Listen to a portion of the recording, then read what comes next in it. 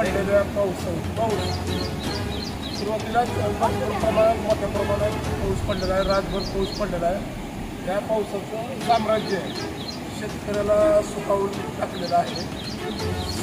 सर्व ठिकाणी शेतामध्ये वड्या नाल्याला भरपूर पाणी आलेलं आहे. या पावसाने शेतकऱ्यांचं शेती बाग हे सर्व काही फुटलेलं आहे. तरी शेतकरी सुकावलेला आहे. या पावसापासून शेतकऱ्याला सोयाबीन पेरणीसाठी भरपूर फायदा होणार आहे.